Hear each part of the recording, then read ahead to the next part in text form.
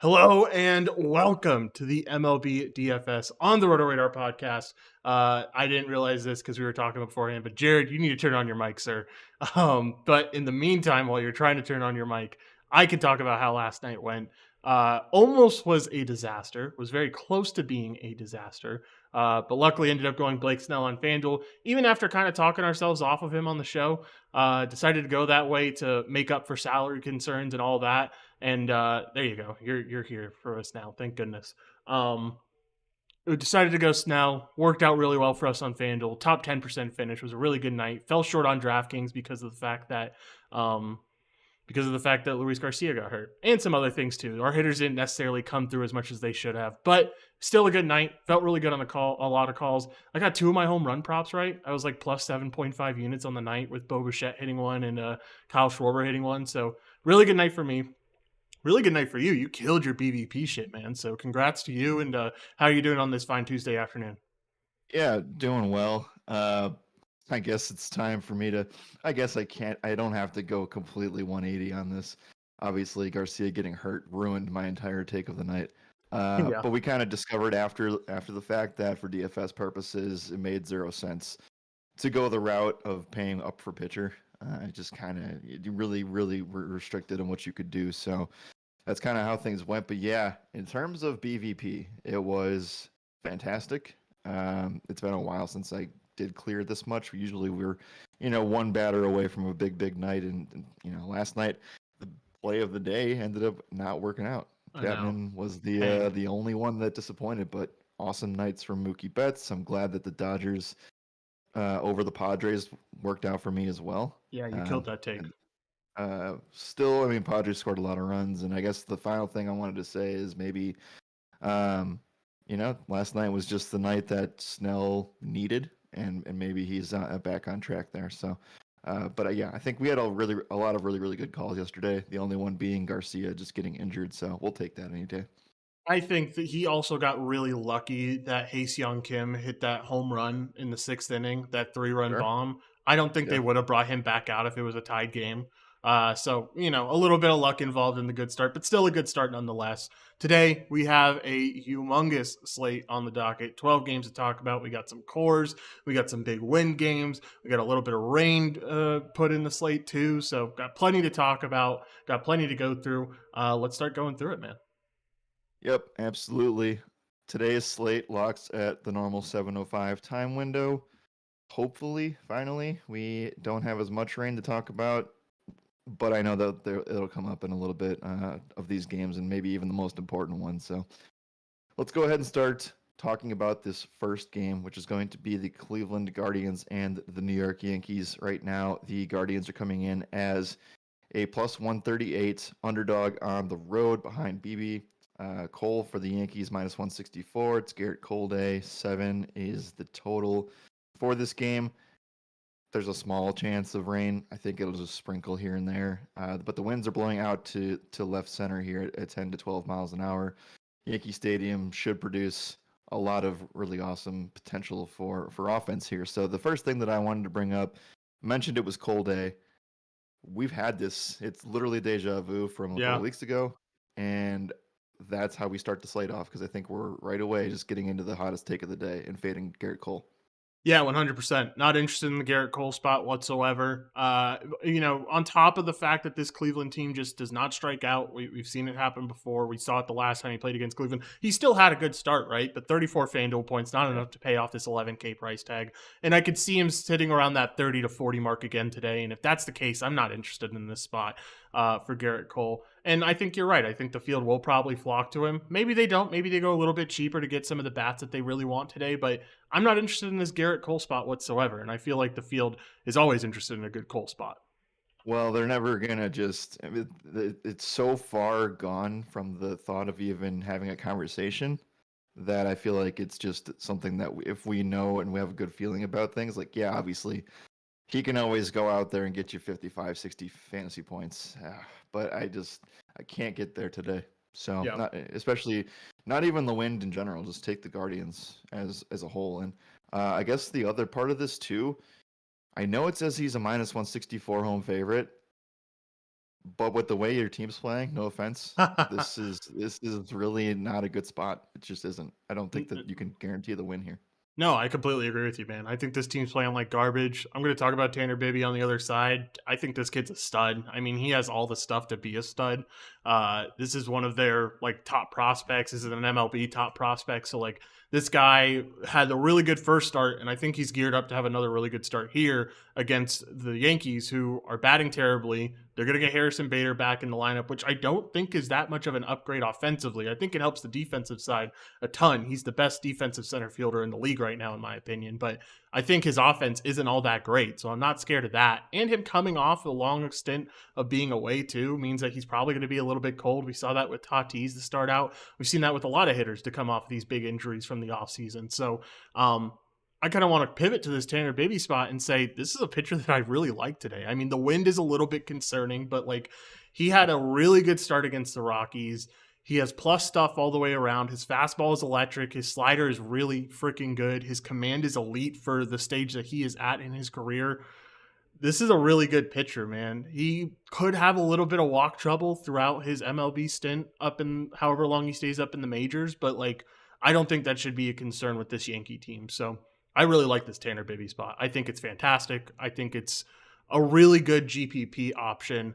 And where you're getting him on DraftKings, where his price tag is pretty low at 6,500, I think it's a really good SP2 option over there, actually.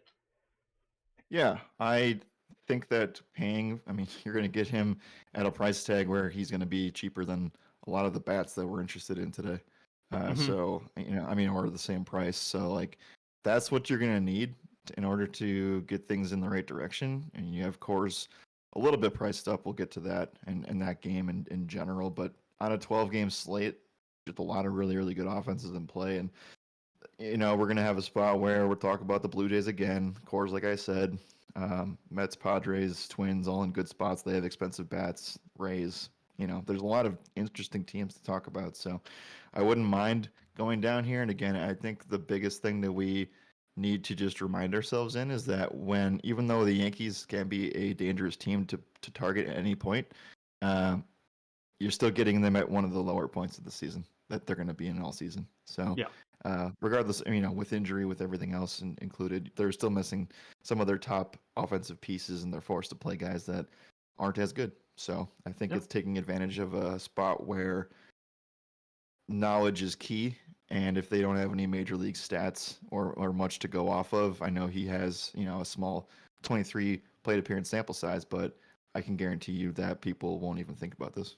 Yeah, for sure. I completely agree. I think this is off of people's radars most likely, and if that's the case, I'm very interested. I think he has the stuff, man, and I think especially in this matchup, I don't think it's better than the Rockies matchup, but I think it's pretty close to being that good. So, like, yeah, I like this spot quite a bit. Just to backpedal quickly, is there anybody that you would feel okay with on the Yankees? Probably not. Just as a one-off play? Okay. Rizzo, maybe. Like his hard contact has looked really good to start out the year. He almost hit one out last night. It was like just short of the left field wall. So like, or the right field wall. Sorry. So maybe Rizzo if I was going to go anyone. But on 12 game slate, there are so many great offenses today. This one doesn't register, and not even in a one off does it register. To be honest. Okay. Let's go ahead and talk about a potential or actually, let's go ahead and do props really quickly. Okay. I think I at least want to bring up the Cole stuff because I know people will probably be talking about this. Um, shouldn't this be a glaring writing on the wall scenario? Like, Yeah. shouldn't you look at this and be like, hey, why is this so low, kind of thing? Yeah, for sure. I mean, the prop sites are exactly where we are, right? They know that this is a spot to be kind of bearish on Garrett Cole, and they know that the Cleveland team just doesn't strike out ever. And also, Cole hasn't done well statistically against this team in quite a while. I think he had 150 FanDuel point game against them last year, but it was towards the end of the season. I'm sure there were some guys that shouldn't have been in the lineup that were in the lineup. So, like, I don't see the reasoning. I think it's low enough to where I don't want to take the prop for it. I think the prop sites did a really good job of lining this at 37.5. Yeah. So more of my thing was just this is a play you're not obligated to go for. Yes. So that's more of where I was trying to go with that. And again, 11,500 on both sites. You need you need 55, and I don't even know if that's enough on FanDuel. And then on DraftKings, you would need closer to 28, 30. Again, he can always do that, but there's just a lot of red flags getting in the way today. I would say you probably need more from him in this spot too. I think your DraftKings assessment is probably right. You need him around that high 20s range, but on FanDuel, you probably need 60 or 70 considering the bats that you're going to be missing out on just by paying up all the way for a Yeah. pitcher like this. Yep. And obviously, we know that we can't ever. Pitcher is the only position that we can truly account for value in terms of a point per dollar situation. Um, so, that is what it is. But today, there's just so many offenses that have like double digit home run upside, or not double digit, like double home run upside for individual players. So, yeah, that's what you'd be missing out on. So, a guy can go for 50. If Garrett Cole doesn't hit that, it could be pretty sad for you at quite a bit of a discount price. So, let's go ahead and move on here and talk about a potential offense that we could be interested in. It is the Chicago Cubs going up against the Washington Nationals. Right now, the Cubs are coming in as the favorite here, minus 142 on the road behind Wozniacki. The Nationals, Trevor Williams, plus 120 at home. 8.5 is the total here. For this game, there's at least a little bit of a concern always with the Nationals ground crew. I know that this game should play in full.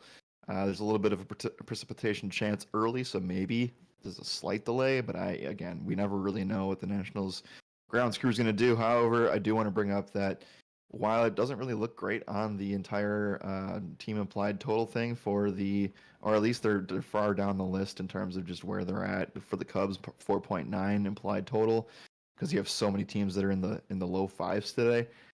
I do want to start just by talking about a play that you on yesterday, me on today, and I think we're both here. Cody Bellinger is locked in right now. Yeah, he is potentially one of the best hitters in baseball at this point in terms of seeing the ball really well.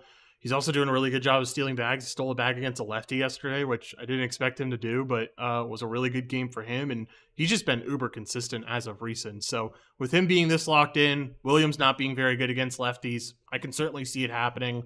I would say I'm probably off this Cubs team. It was a great team to go to for a 6-game slate, not so much a team to go to for a 12-game slate where everything's so loaded today.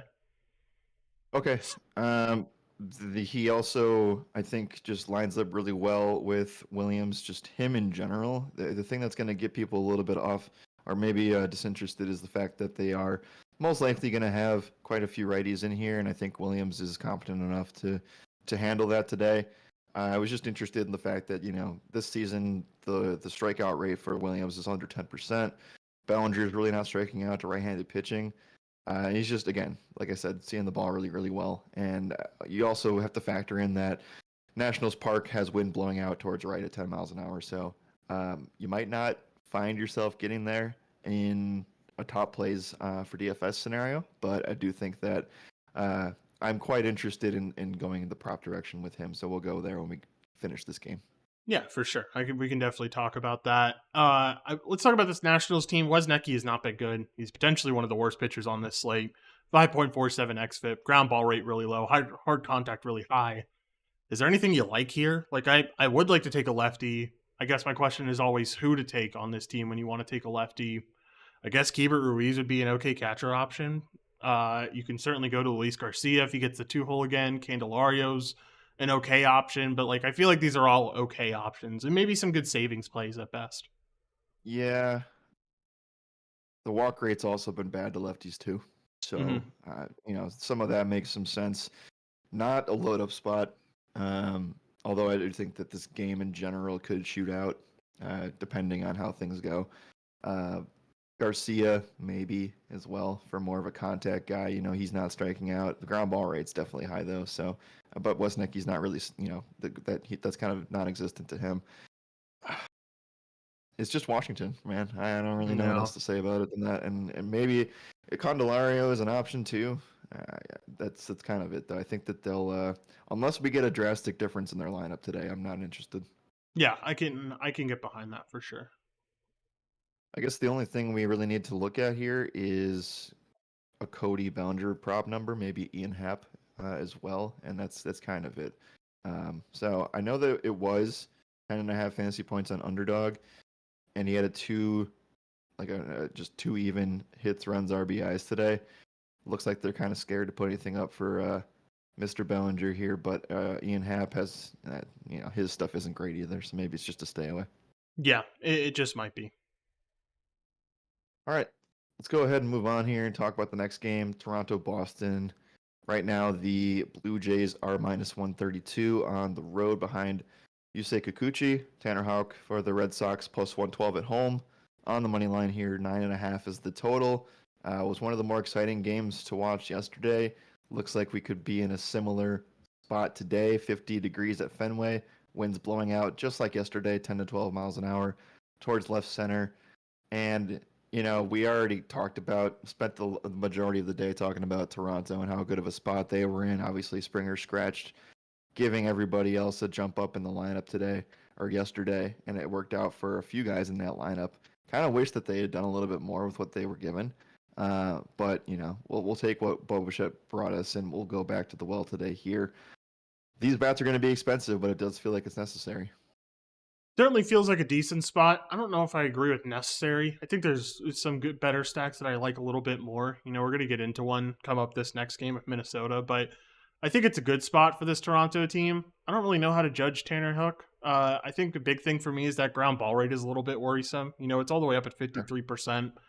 The ballpark's really good. Like, the conditions are really good. I think you have wind blowing out here, I'm pretty sure, if I remember correctly. Yeah, so, you have some really good conditions. It's just like Tanner could keep the ball on the ground for most of these righties. His ground ball rate against righties is up to 60% right now. So, if he keeps the ball on the ground for a lot of these right-handed hitters, and a lot of these right-handed hitters already have pretty high ground ball rates, right? Like, outside of Chapman, almost everyone's around that 40% mark in terms of the righties. If you wanted to get a lefty, you could get Varsho. I just kind of hate targeting lefties on this team because they're so spread out, or they're at least not at the top of the lineup. The majority of them are at the bottom. Yeah, I did not write up Chapman today for any reasons, but I could see him going back and getting the home run today. Yeah. I could easily see that. Do we know if Springer's good to go here today, or do we not know that yet? I don't think we do know. He's projected in the lineup, but I'm not sure if he's 100% good to go. Yeah, okay. Well, we'll keep an eye on that, and we'll let you guys know if that's a thing. I think that this game, again, has shootout potential. It's just, can the starting pitchers on either side continue to be pretty good to start the year? Like, if you were to look at these guys last year, I think we would be a lot more interested in these offenses. But like you said, I mean, I don't know. It is really scary going up against the Houck ground ball stuff. So we do know that both of these guys have blow-up potential. The last thing that I wanted to note here is that the ISO against righties is 0.026. For Houck, which is insanely good. And then ISO for lefties 0.203. The problem is it's just Varsho. So, yeah, exactly. Anyway, though, let's go ahead and maybe we see something different with the lineup today. Maybe not. Who knows? But I will say, just don't discount Chapman here. Again, I think probably a spot where not many people are going to go back to the well, considering how popular these guys were yesterday, but you never really know. So on the other side, the Boston hitters going up against Kikuchi, somewhat of the same. They're going to be a little bit more righty heavy today, although it seems pretty even keel. But yeah, Kikuchi 3.92 xFIP to start the season. The walk rate's down, swinging strike rate's above 10. Still giving up a lot of hard contact, but I think things are pretty held in check here. So I will say he does look like he has a little bit of a reverse splits tendency today too. So maybe people kind of fall into these righties and maybe that's the wrong play. Yeah, I'm not sure what to think about the reverse split stuff because it's only 12 plate appearances against lefties. Teams really haven't put up lefties against him. So maybe it's true, maybe it's not. I think you kind of just have to take it for a wait and see basis on that.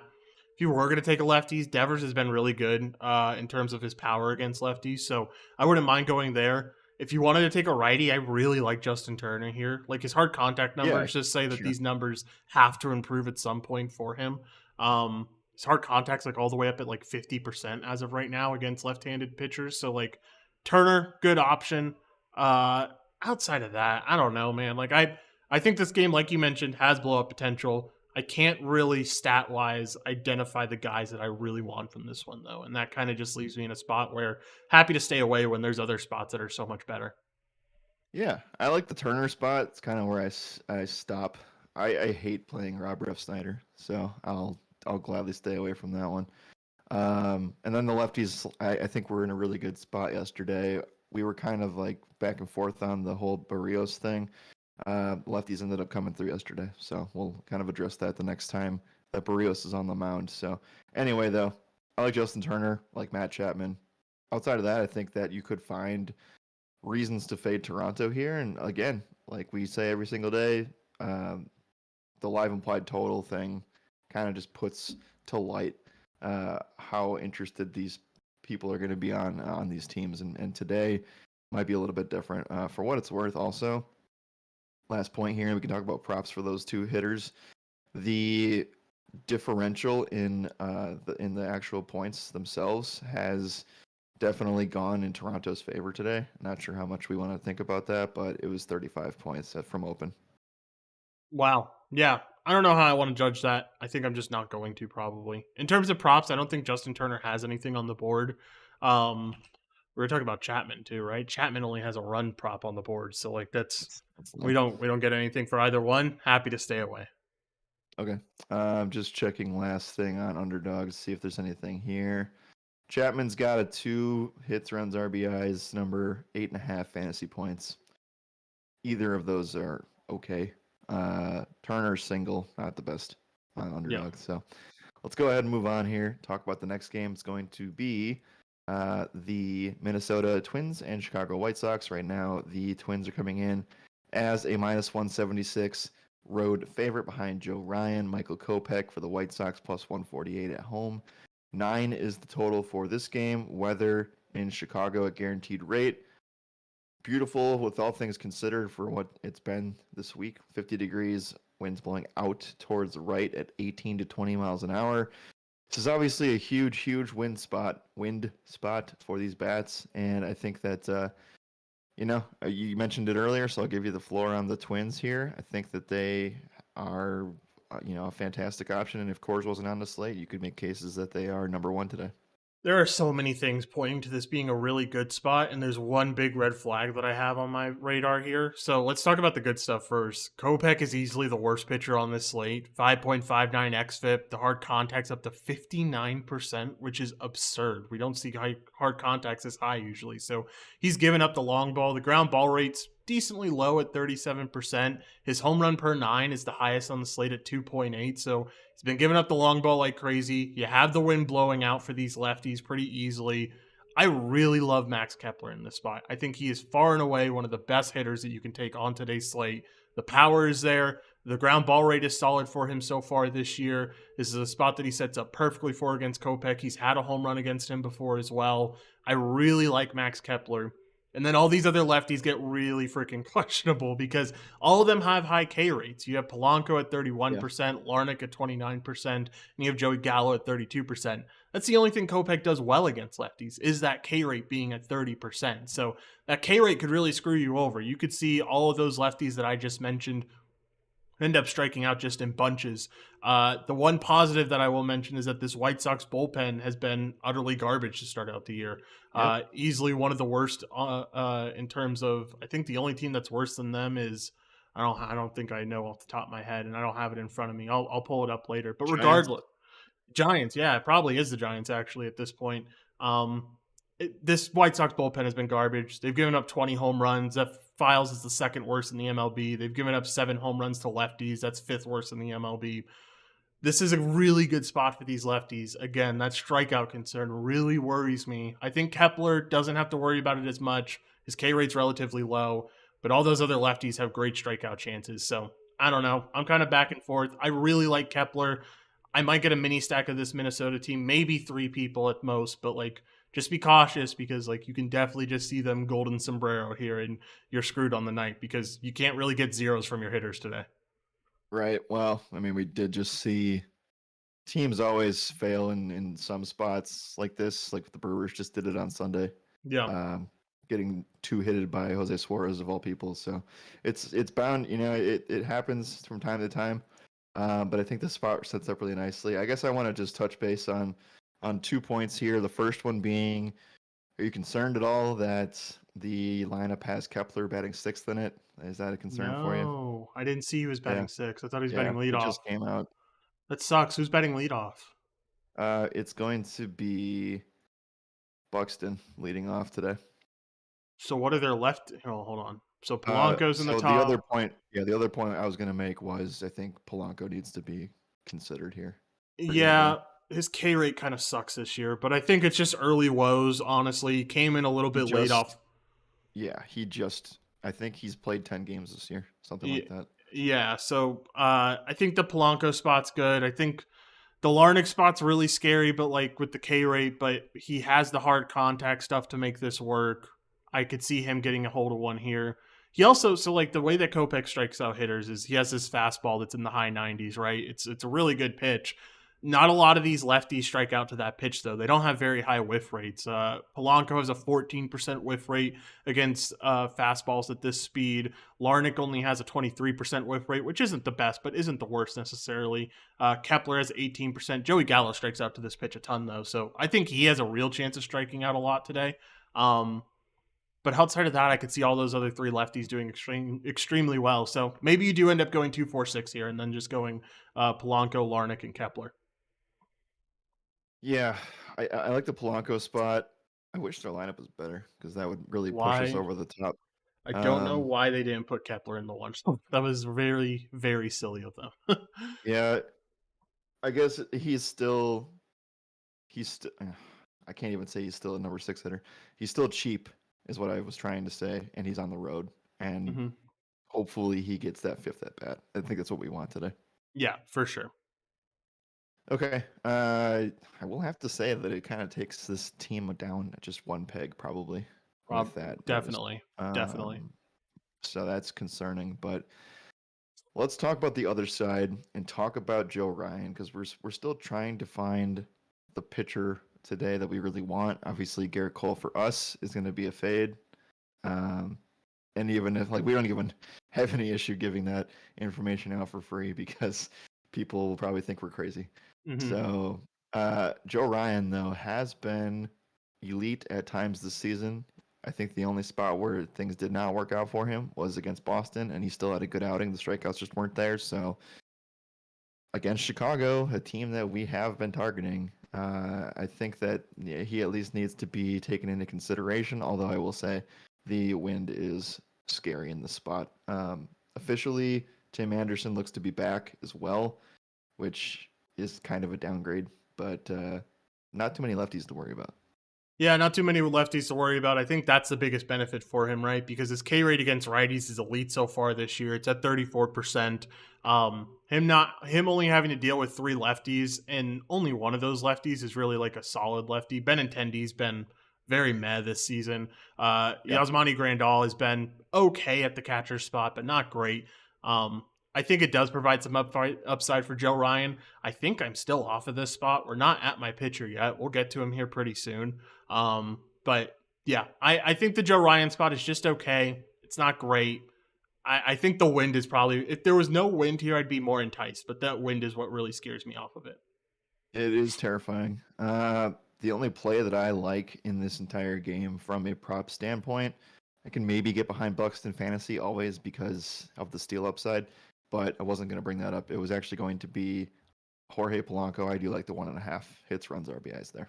Yeah, I can get behind that here. I'll go over to the prize pick side of things. No Kepler props, sadly, which is disappointing. But Polanco, 1.5 hits, runs, RBIs, 7.5 hitter fantasy score. We'll say we're using a new stat now to kind of judge how we're basing catchers. You and I talked about this yesterday.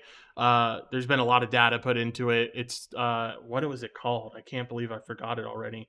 I'll have to scroll up in our chat to find what it was. But I think it was... Hold on one second. Oh, you guys are going to see it on the screen for just a moment here. Catching, throwing leaderboard. Oh, catchers caught, stolen above average is like the new pitch that everyone is basing off of. It not only takes into account the pop time and everything that the catcher does, it also takes into account how much of a lead the runner gets. It's basically just like a probability stat at the end of the day. And Yasmani Grandal, the worst on this list by a far margin.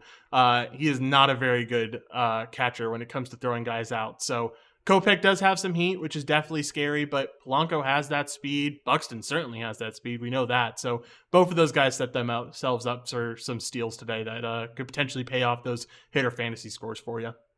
Yeah, I mean, we know Grandal's one of the worst catchers in baseball and Yeah. defensively. So there's that. But then there's also the fact that, maybe this is a stretch. Maybe I'm taking it a little bit too far. But I will also say that Tim Anderson being back after being gone for a bit might throw that chemistry off as well. Yeah, for sure. I completely agree with that. Okay. That's it for this game. Kind of wish that we could highlight the Twins more, but again, we only can do what they give us. So let's go ahead and move on to the next game, which is going to be the Baltimore Orioles and Kansas City Royals. Right now, the Orioles are minus 174 on the road behind Wells. Ryan Yarbrough gets the start here for the Royals, plus 146 at home. 8.5 is the total here. And we haven't talked about Yarbrough much now that he's a Royal. And he's only really started, I think that the way to approach this here is we should, in theory, expect a bigger bullpen outing. I'm not going to say opener situation unless you think it's that way, but we've seen him now back-to-back starts. Now these were West Coast starts where maybe they have had to do it on a road trip or something, but he has not had that opener role for the last two starts of the season. It's been more like 4 innings pitched for both those games, so maybe they take that approach today. Yeah, for sure. I think that most likely you see this bullpen quite a bit today. This bullpen's actually been really solid, mostly led by Chapman. So, it's not necessarily that attackable spot that it used to be where we always used to attack the Royals bullpen. It's actually kind of not a great spot for this Baltimore team. If they're only going to get 4 innings out of Yarbrough, it kind of sucks. So, I don't know. I would have been interested in some of these guys if I knew Yarbrough could actually go 6 in this one, but I don't really think he can. So, if you want to take some shots, I don't mind Hayes. I don't mind Mountcastle. Both of their numbers against lefties have been really, really good this year. So they both certainly have that upside. But this one kind of falls by the wayside for me. I think it's a top 7 stack. I just don't think it gets into that top 5 range, though. Yeah, I'll say top 10. I will also say that Hayes, Mountcastle do not see him well. There's enough data here because of the AL East stuff. So Hayes lifetime 191 in 23 appearances, and Mountcastle 200 in 20 plate appearances. So not 6 hits and 40 plate appearances total. But yeah, anyway, anything can really change. But yeah, I think it's kind of a stretch. I don't think we're going Orioles today. And the wind and weather support that too. Temperatures are good, but the wind is blowing left to right at 12 miles an hour, so it kind of kills a lot of left-handed or right-handed batting stuff. Yep, for sure. Okay. I was also just going to bring the only thing I had for this game on my list at all was the fact that this game actually profiles as the best no runs first inning bet on the board today. There you go. Yeah, sure. I haven't looked at the board, or I haven't looked at the model today, so I could probably get behind it in all honesty. But yeah, is there anything here? Let's see if it's up on the Prize Picks board. Yeah, I don't know. I actually did not check that part. It is up on. Oh no, this is a Wells and Tanner Hook. No runs. God. I actually don't mind that. I mean, we talked about liking the Tanner spot against righties. All those first 5 batters are going to be right-handed hitters. So I could see that hitting for you. Actually, I don't mind that under or that nerfy for Tanner Hook and Tyler Wells. It's gonna be scary no matter what. This just according to today's slate in general, this is the best game to look at, or at least a pitcher to look at on that side. Let's focus and do our due diligence on the other side here and touch on the Wells spot going up against the Royals. Wells 4.64 xFIP to start the season, 21% strikeout rate, giving up a lot of hard contact to righties, and the ground ball rate's kind of meh as well. ISO still pretty held in check though, so I'm not, again, we're not going to play these guys for DFS, but is there anything that you want to talk about for Wells here? No, not really. I'm kind of just off of this spot. I could see Wells doing okay. This Royals team doesn't necessarily have anyone super threatening against him, considering that he does seem to be reverse splits at least a little bit in terms of the hard contact number. Salvador Perez could potentially get there, but I mean, that's not, I don't know. I'm not worried about that. So I kind of am just staying away from this side of the ball. Okay. Let's go ahead and move on though, and focus on the next game here. LA and St. Louis. Right now, the Angels are going to come in as a plus 128 underdog behind Patrick Sandoval. Steven Matz minus 152 at home. 8.5 is the total for this game. The weather for this one, 63 degrees, very similar to Kansas City. That wind is blowing left to right, unfortunately, at 18 to 20 miles an hour. If we got an update that this was moving for whatever reason, I am already interested in this game because I think both pitchers have the chance to really get shelled here. Um, but yeah, I want to talk about that because this is very similar to what game did we focus on? I think it's very similar to Toronto Boston, where I could see LA St. Louis starting pitching just not hold up because you get both Sandoval and Mats in tough platoon spots today. Yeah, for sure. There's definitely going to be a lot of righties that are going to be facing off against. We'll start on the Matt side of things. 4.37 xFIP for him to start out the year, 22% K rate. The ground ball rate's been solid, but outside of that, the hard contact's been pretty high, especially against those right-handed hitters. So, like, I could see these right-handed hitters getting here. I guess the real problem for me is that it is St. Louis. This Busch Stadium park is just really tough to hit in. It's one of the better Yeah. pitcher-friendly parks in the league. So I don't know. I kind of go back and forth. I've seen the Rendon BVP. I saw you mention it on socials today.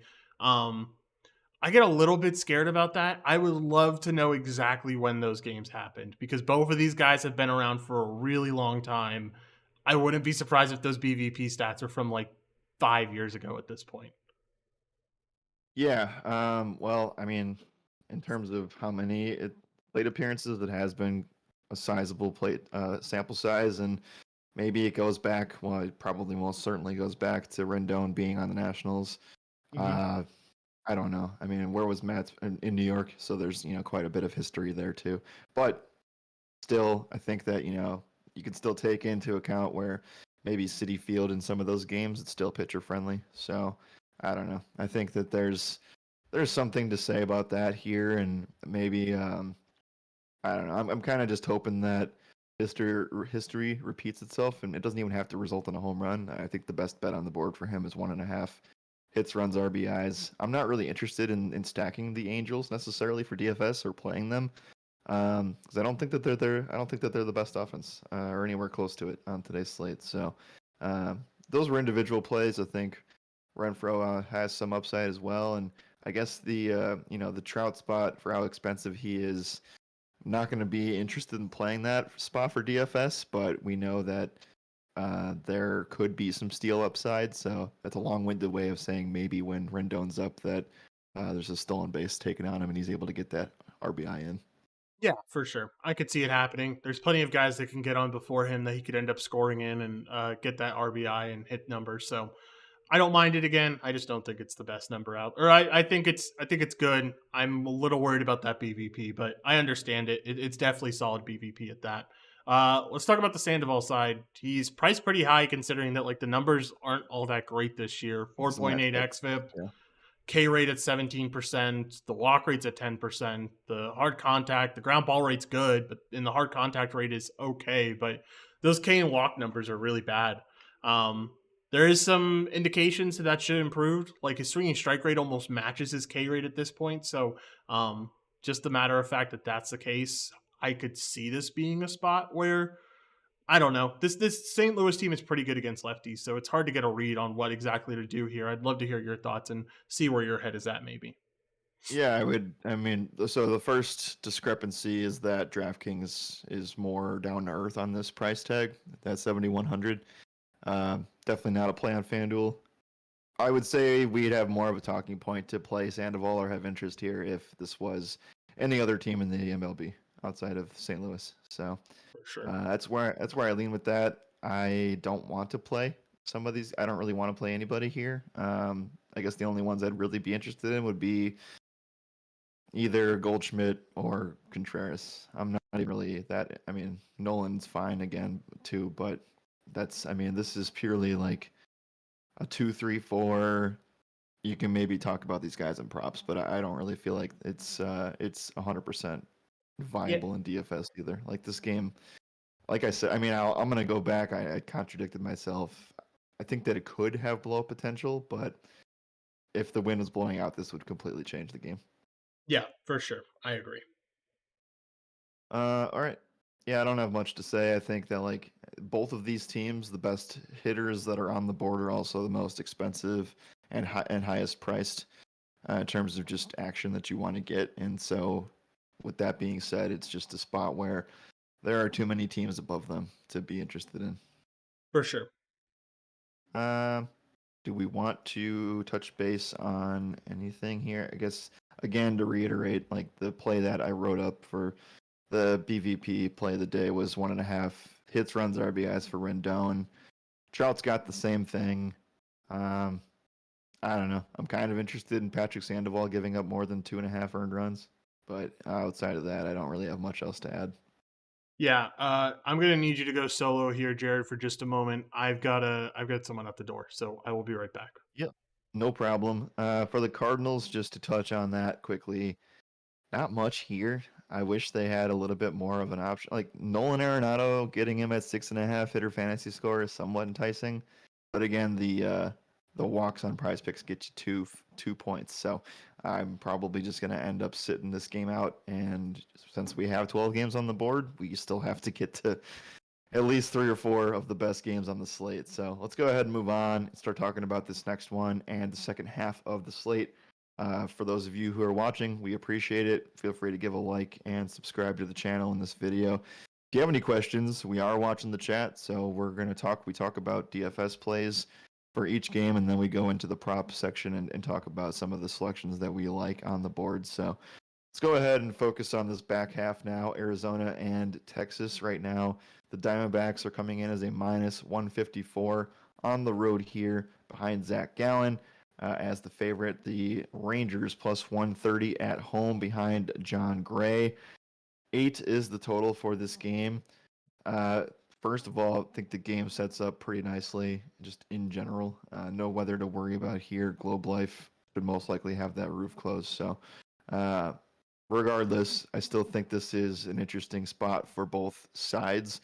The Zach Gallen piece is quite interesting. He's been pretty phenomenal to start the season. An xFIP under 2.5. The strikeout rate's 30+% to both handedness. And this is a big sample, too. It's over 120 plate appearances. So ISO down everywhere. Ground ball rate's good. Hard contact is less than the ground ball rate. Not really allowing much hard, damage in general. So Josh, I know you're back now. We're talking about Zach Gallen. I understand that the strikeout rate against this handedness for Texas is lower than we'd like to target here, but I think it's hard to just pass on Zach Gallen right away. I think we actually do need to dive in here.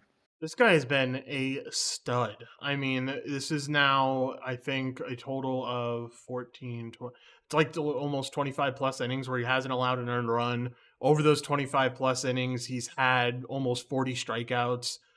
This is back to the Zach Gallen that we saw at the end of last year, where he was on that crazy inning stretch where he wasn't giving up an earned run in quite a while.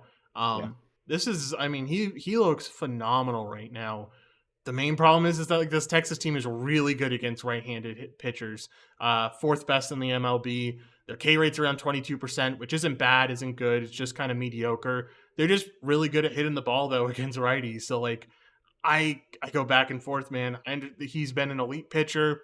He's done it against some pretty good teams. I mean, I guess the only really good team in this stretch is the Padres, Miami, Milwaukee, KC, all teams that are either mediocre or below that.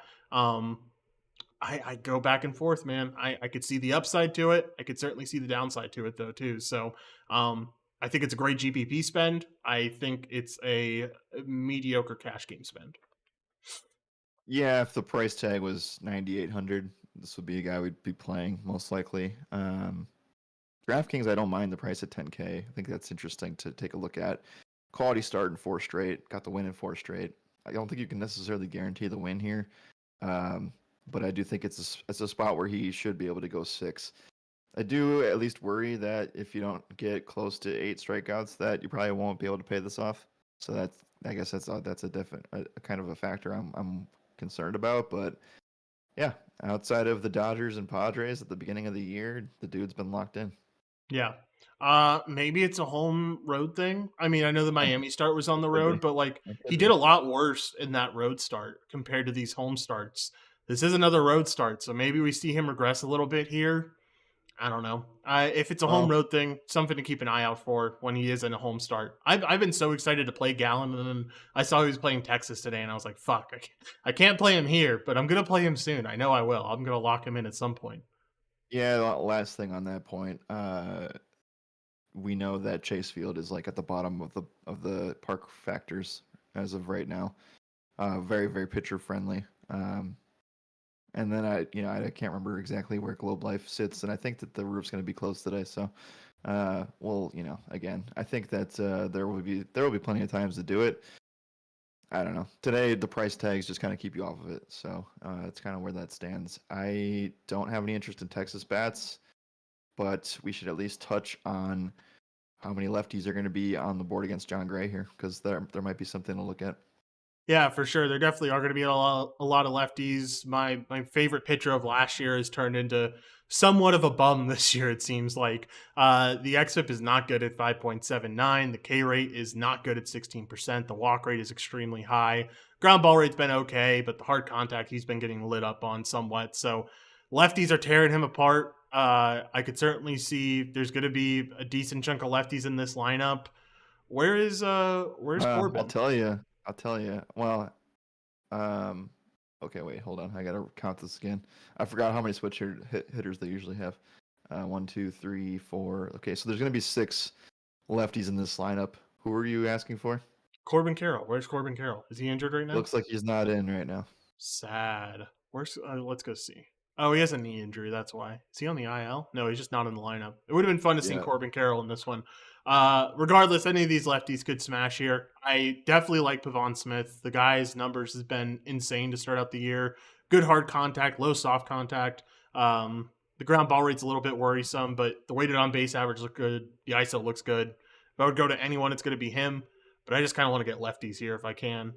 It's not like a main stack for me. It's not like a load up spot necessarily. This Texas bullpen has been one of the best in the MLB, so it's not necessarily the best spot in the world. But I could certainly pick and choose here and maybe take some props depending on what we have on the board over there.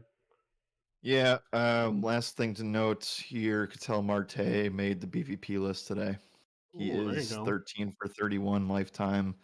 So it's around, he's hitting over 400. A lot of these are singles. He does have an extra base, every category of extra base hit here too. Two doubles, one triple, one home run.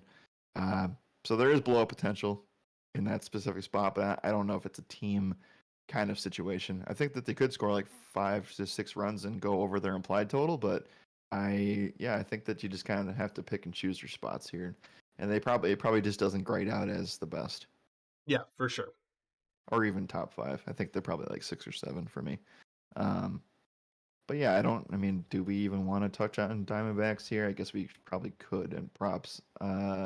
There's Ketel Marte number at 700 Yeah, fantasy score. that's good. I remember writing that up this morning. Um, I guess the other one is Zach Gallen. Oh, okay. That's at least somewhat of a sweat, right?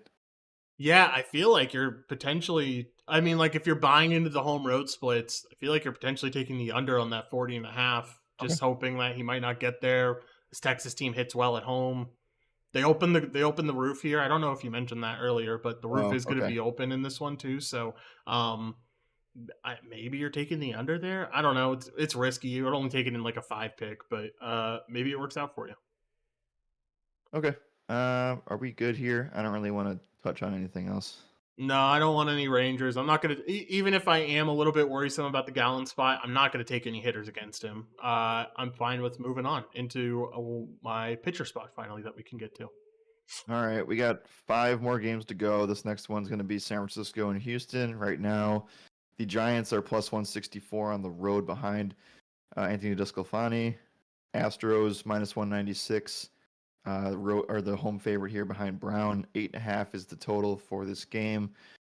We have an interesting spot here because we talked a lot yesterday about the Houston Astros being a fantastic offense. We also talked about the Giants maybe coming in and struggling after going up and playing in Mexico City for the weekend. I'm going to guess that your pitcher spot is not Esclafani, so go ahead and touch on Brown against the Giants here. Yeah, so like the numbers have looked really good for him just to start out, right? 3.7 xFIP, 26% K rate, the ground ball rate's at 52%. He's limiting hard contact. That's all things that you really want to see.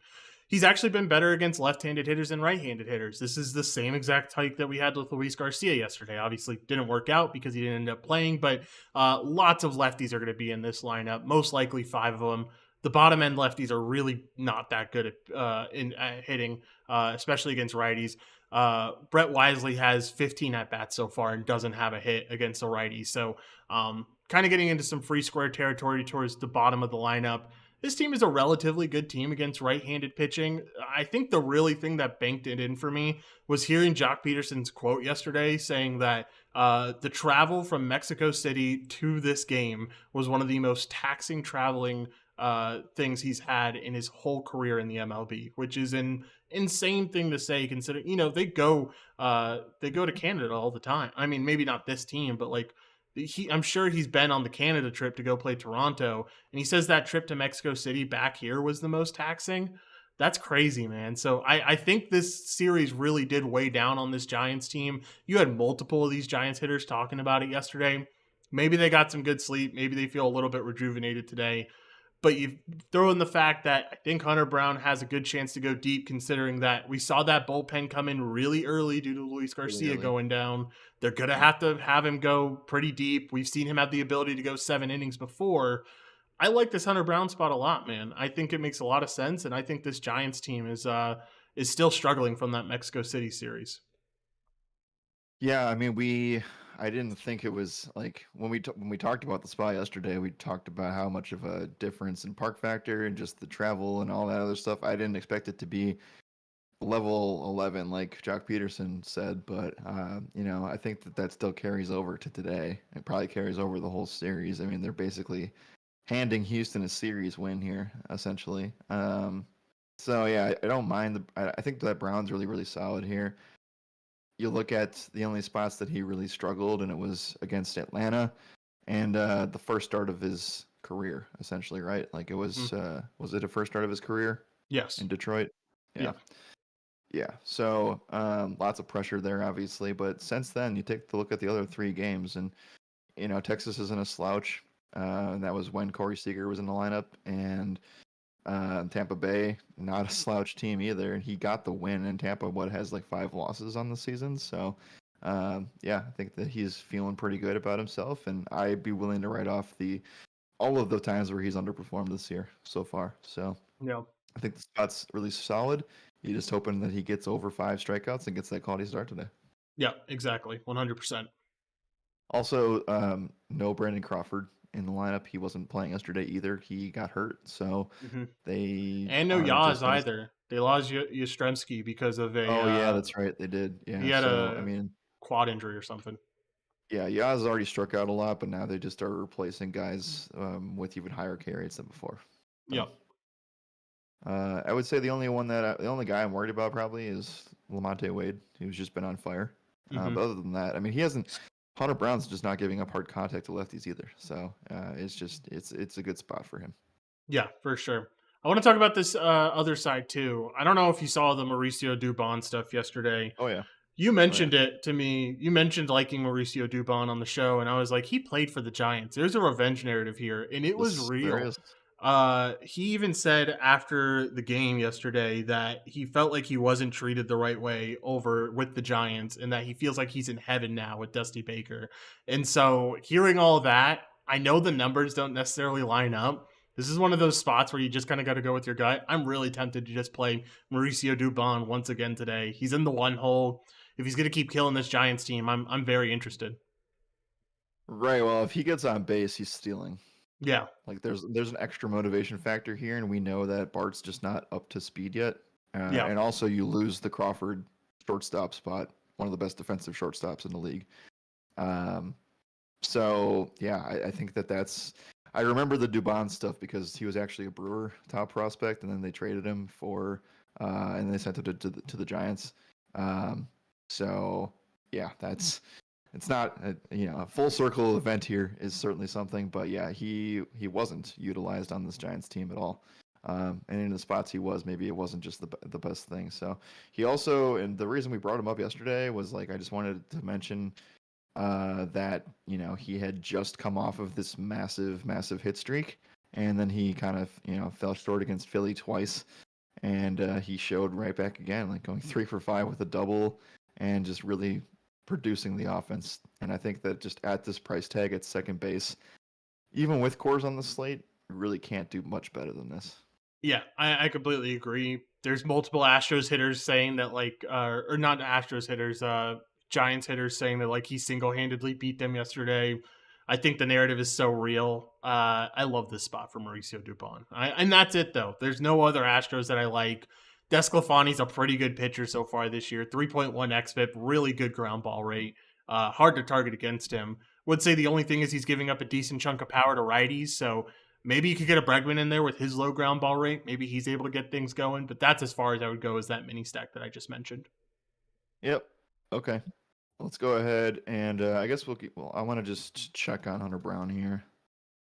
35.5 pitcher fantasy score. I mean, you obviously, if you're going to play him on DFS, you need to take that. Like that is for sure. That is a no-brainer kind of situation. And as much as we just talked, there's not going to be Dubon on Prize Picks, but as much as we talked about the Dubon stuff, I'm actually kind of intrigued about going no runs first inning for this game in total. Sure, I don't mind it.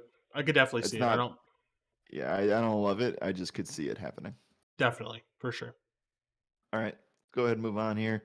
I guess one last final thing. I wanted to check what Dubon's price tag was on DraftKings. Yeah, it's $3,700. It's extremely cheap. All right, let's go ahead and move on here and discuss. Oh, I keep doing the same thing. One more thing. One more thing. If for whatever reason Desclafani doesn't make it past 5 innings, Giants one of the a bottom 5 bullpen at this moment.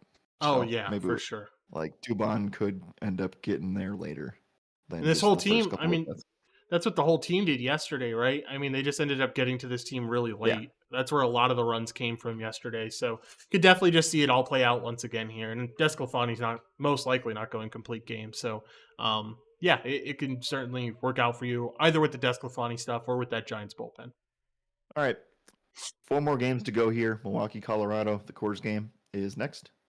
Brewers -168. Road favorites behind Freddie Peralta. Feltner and the Rockies +142.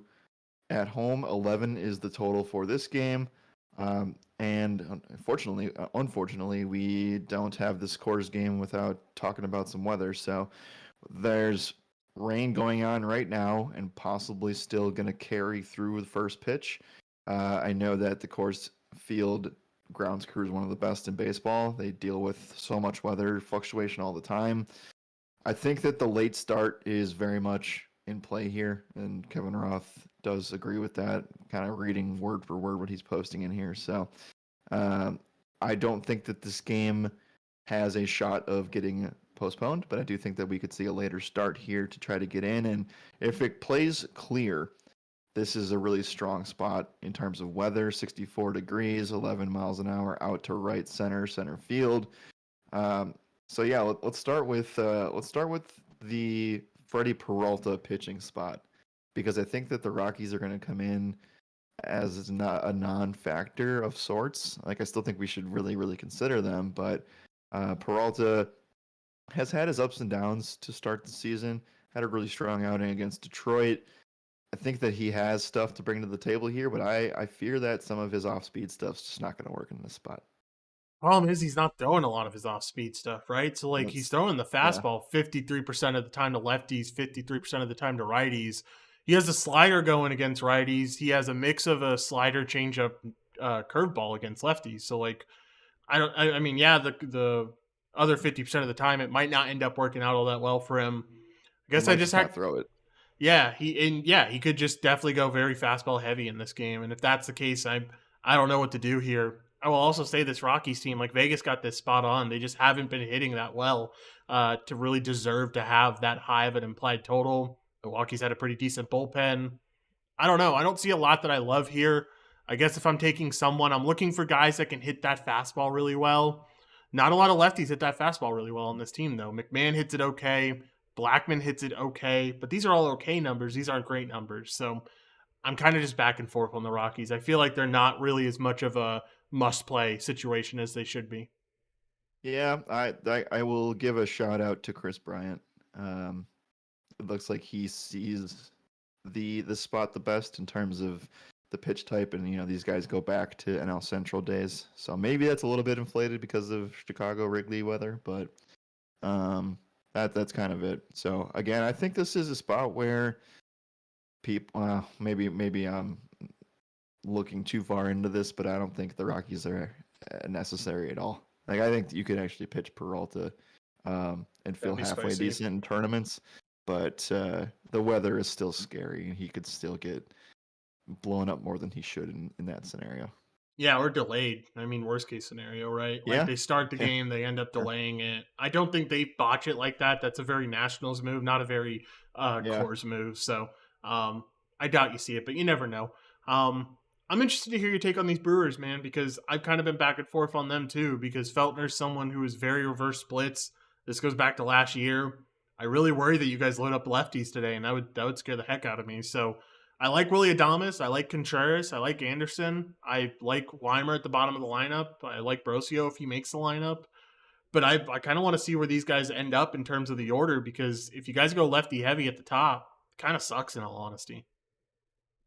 Yeah, I mean they have been known to disregard all of those rational thinking scenarios. So I think that Willie Adames is still a very strong play. I also think that the Brewers need this really bad. Like they just basically zeroed against, or not basically. I don't know. They really underperformed against the Angels, and I thought that they'd be doing better there. And earlier in the week, they had some ups and downs. This is an interesting spot where I think that Miller Park was already a hitter-friendly ballpark, and now you jump into this, and so I do think that Feltner's been a troll this season so far. Maybe things regress a little bit that way. I don't know, but um, I think I think it's a wait and see approach in terms of what the lineup looks like, because like you're right, you could see it just kind of fall to the wayside here. You could also see the Brewers end up getting their work done late too, like kind of similar to the Astros here, maybe. But I really truly need to see what it looks like. If I had to guess, I think that given the injury to Garrett Mitchell and a few other lefties just not making the lineup in terms of the young guys, they might lean a little bit righty heavy. But I could still see Yelich lead off. I could still see Tellez in the top four, and maybe that takes you off of some of it. I will say, like, the numbers are a little bit. I don't think they necessarily work out for. I think Feltner will get worse. I mean, so you look at the game log and you can kind of tell why he did so well against Philly and Cleveland. It's because they're lefty heavy teams, right? Cleveland will roll out 6 lefties against you when you have a righty on the mound, and Philly kind of has that same potential where they can roll out 6 lefties against you. But you see in Seattle, against the Dodgers, against Washington, teams that are a little bit more righty heavy, or at least have righties to go in that lineup. They were able to get to him. He's also only made 1 core start this year out of his 5 starts. So this will be his second one. Maybe he gets pieced up. I could definitely see it happening. It's not the most impossible thing in the world. So I like this Milwaukee team. I will specifically probably only play righties. Maybe one lefty in there, like a Tellez or someone who's hitting the ball really hard. But I'm not going to be overexposed on this lefty side of things, is what I'm trying to say. Even if they stack, like, even if there's 3 lefties in the top 4 of this lineup, I'll still go heavy righties probably. Yeah, and you're not gonna get a discount today, at least on FanDuel. Yeah, you're paying Some the of these price. price tags are pretty premium. Even a guy like Weimer at the bottom of the lineup is 3,300. So I know.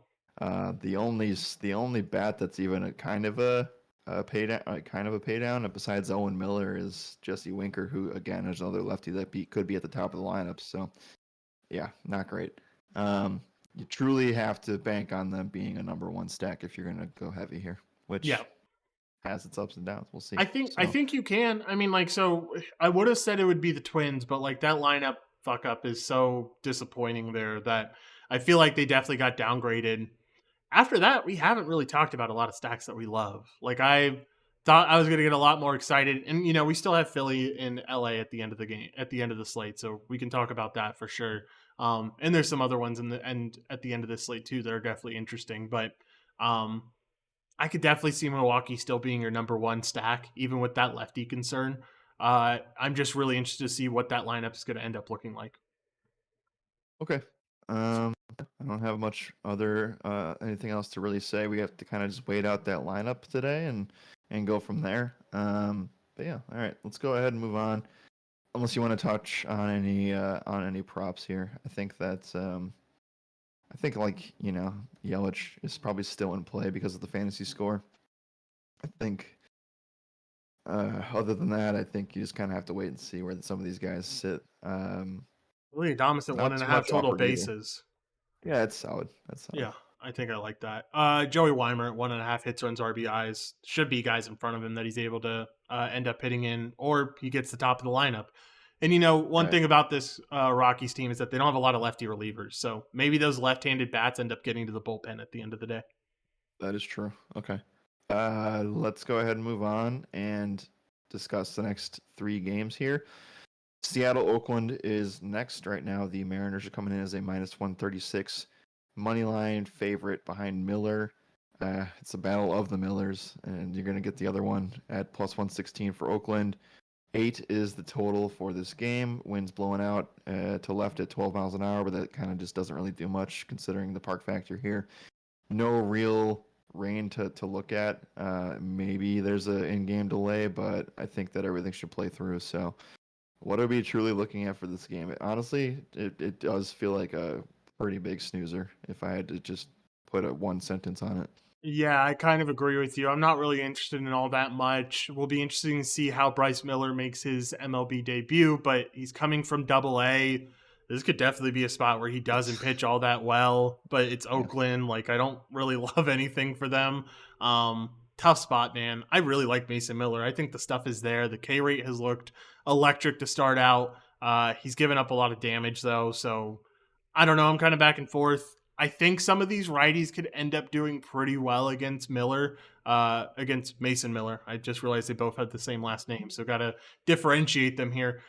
Mason Miller could definitely get lit up by some of these righties. That's where he's giving up a lot of his damage. The ground ball rate against righties right now is at like 16%, which should improve hopefully as his career goes on. But right now that number is really bad, and guys like Julio Rodriguez, Ty France could take him to yards. So I don't mind getting some of those righties, but that's about it. And I think you're stretching there too. I don't think it's a must at all. Yeah, I mean it's just park factor situation too, For sure. right? Yeah, So, definitely. I mean, being in Oakland helps none of these hitters at all. So it makes the spot even more difficult. last thing on this record low attendance again for the second straight day, or Sunday to Tuesday. Today is Warriors Lakers, and I'm pretty sure that it's a Warriors home game, right? Yes, it is. Yeah, good luck trying to go to Oakland's game. If you Yeah. want to go and watch the game from Oakland, I'm sure it's probably cheaper than going to the Warriors game. Yeah, probably is for sure. All right. That's all I wanted to say there. Nothing to take a look at anywhere else. Let's go ahead and focus on the last 2 games. Cincinnati, San Diego is next right now. The Reds are a +168 money line underdog behind Ashcraft, Waka, and the Padres -200. 8.5 is the total for this game. Weather for this one, 56 degrees, winds blowing left to right, 8 miles an hour. Why? I mean, maybe I'm crazy here, but tell me why Waka's a -200 favorite. I think that the Reds could actually win this game. Yeah, I think so too, man. I mean, Waka hasn't been good to start out the year. Definitely been struggling against lefties. There's certainly some concerns for him. I think you're just trying to find, if you are playing these Reds, you're trying to find the lefty that you really want. There's only going to be like 3 in the lineup.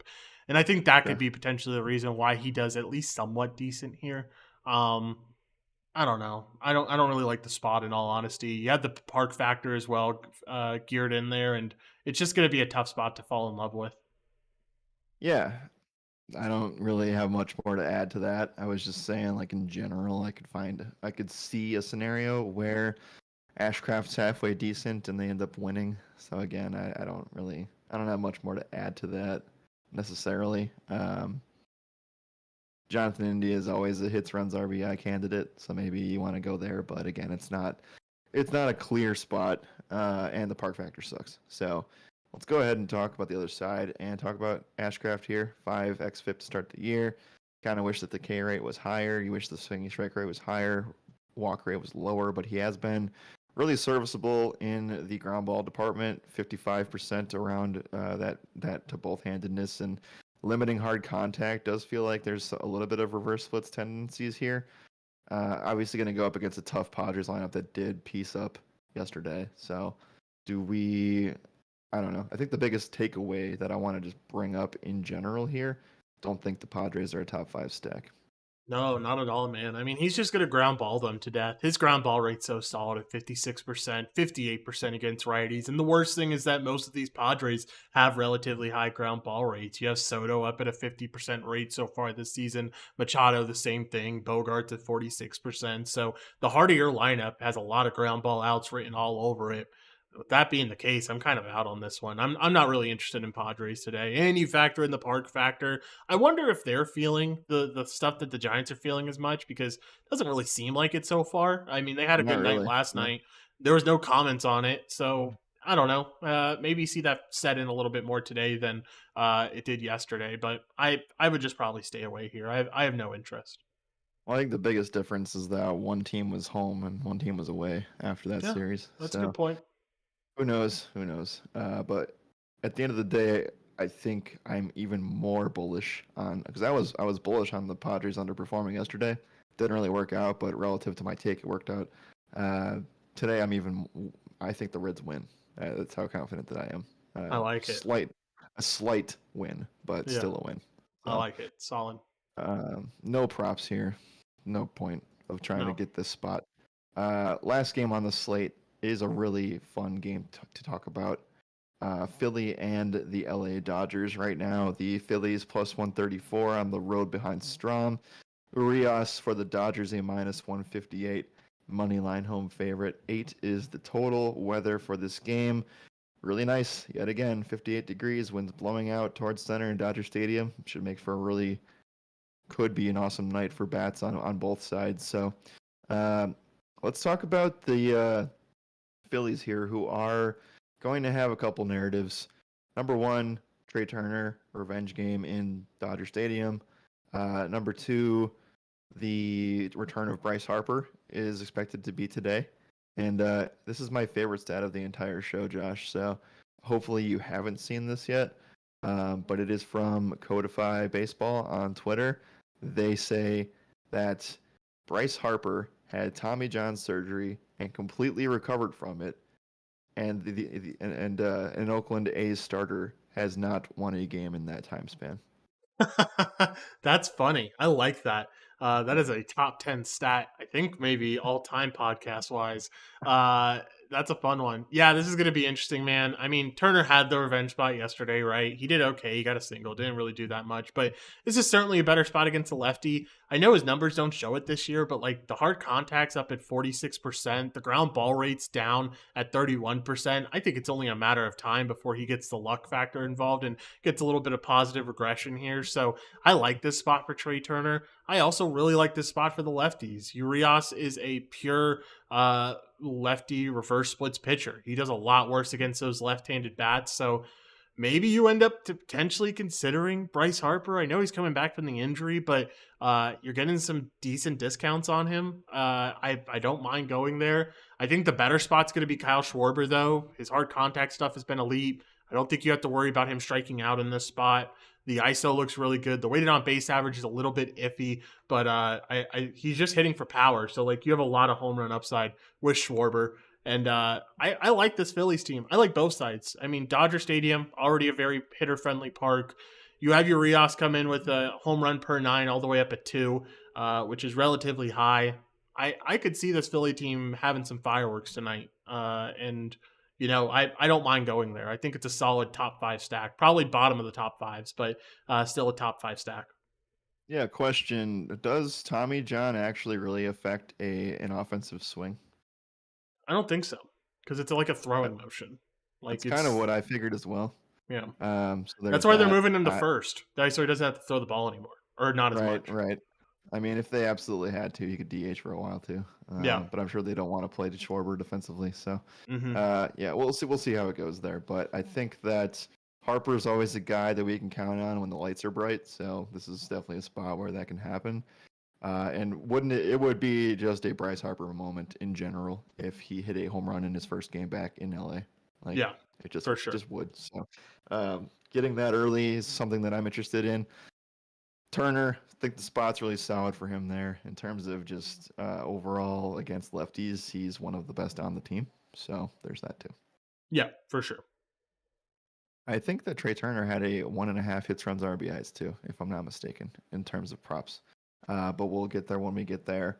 I do want to go to the other side here and talk about this Strom spot coming up against the Dodgers. I know that he's had extreme strikeout upside, and we've rostered him in a few scenarios. One of those being a day that we basically took down FanDuel and DraftKings, the main slate there when he was pitching. I just feel like this is a spot where that could regress with some of these righties. The offense looks to be clicking again here. How do you feel about the Dodgers spot? Yeah, I actually like this Dodger spot. You're just looking for righties that aren't going to strike out too much against this left-handed bat. I would say you probably go to last year's statistics just because you get a better overview of things. And you can see, I think your two best options are going to be Mookie Betts and Will Smith. Will Smith, generally not a strikeout guy against lefties. Mookie, definitely not a strikeout guy against lefties. So we know that while Strom has the K rate, and it looks really good at 37%, the hard contact numbers look ridiculously high. I mean, 48% to righties, 50% to lefties. This is definitely a spot where I think, again, with the park factors, with the wind blowing out, with everything involved, you can definitely see Strom end up doing pretty well here. Right, and he hasn't necessarily been blown up this year, so maybe these are just one-off scenarios. I know Mookie definitely has a hits, runs, RBIs of 1.5, so and Will Smith does too. So like you can go those directions if you want to fill out the rest of your 5 entry flexes, but do not pair this with a taco and a 2 pick. Like it's just it's not. There are better spots. For sure. Um, Strom also hasn't gone more than 5 1/3, which is pretty crazy considering how many strikeouts he had against Colorado that time. Um, but yeah, I don't know. I think that this game has the potential shootout upside. The one thing I want to just divert back to before we talk about other props for this game and wrap things up here. We haven't talked much about an SP2 option. I know that's why we mentioned early on in the show, you specifically, that you were interested in getting this Cleveland Guardians spot in BB. I feel like people may stretch here and take a Joe Ryan, and I want to bring this back because I think Julio Urias might actually be that guy that they take. Oof. I'm telling you, they're in for a tough time if they go Rios. I guess it does depend on lineup. But we just talked about it. This Philly team can go lefty heavy, Yeah. even against a left-handed pitcher. If they throw in those top three guys, Stott, Bryce, and Schwarber, and then they have Marsh at the bottom, who has been really solid at hitting this season, I could just see a ton of problems for Urias. I hope people go here. And in a I just pitcher or in a hitter-friendly park, too. I mean, just more benefit for him.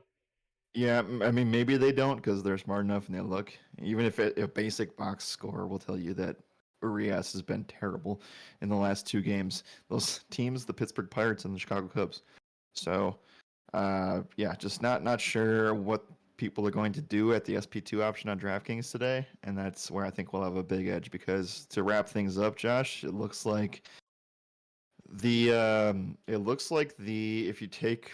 go down the list one by one of all the pitchers we talked about today, and you add in the fact that people might end up just rostering Cole and hoping for the best, you're looking at Garrett Cole, Hunter Brown as your starting pitching options. Maybe people go Cole Gallen or Cole Ryan, and you're spending like $20K on DraftKings as your salary. I mean, good luck trying to win with that today. Exactly. Yeah, completely agree. I think this is a spot where you got to pay down for your SP2 to be able to afford some of these bats that you really want today. And especially on DraftKings. On FanDuel, I guess you could go Bibby on FanDuel, but I feel kind of forced to go Hunter Brown instead.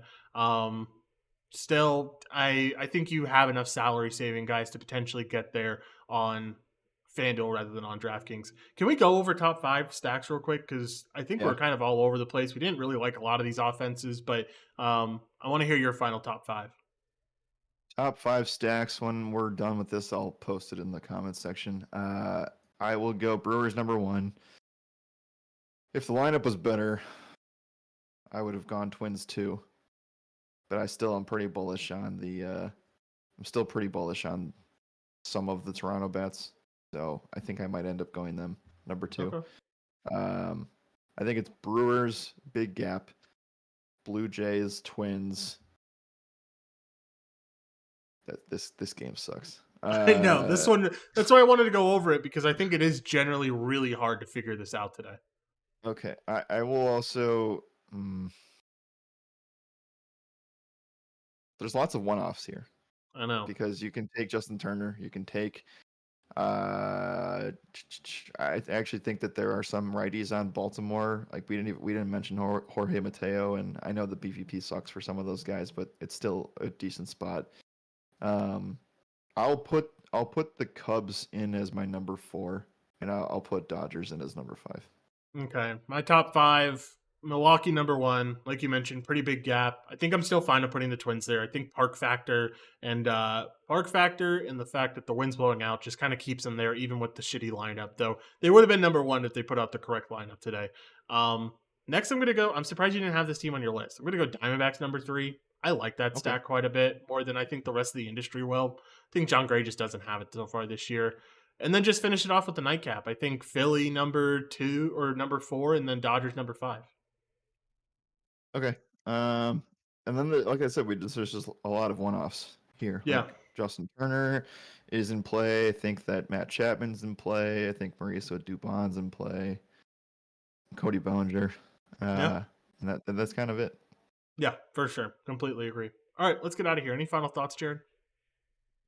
No, had an awesome win on FanDuel last night. Looking to turn things around everywhere else. I know we kind of fell short on some props yesterday, so there's a lot of really awesome options if you guys have not placed entries yet. Surprise Picks Taco Day. Vivid Picks has a Bryce Harper boost. Underdog Fantasy has a boost for RJ Barrett getting a single point in tonight's Knicks game. There's a lot of different ways to grow your bankrolls today, and I think we'll be able to take advantage of that for all the members here. Yes, sir. Exactly. All right, let's get out of here. Thank you all for listening. As always, my name is Joshua Riemer. Good night and good skill.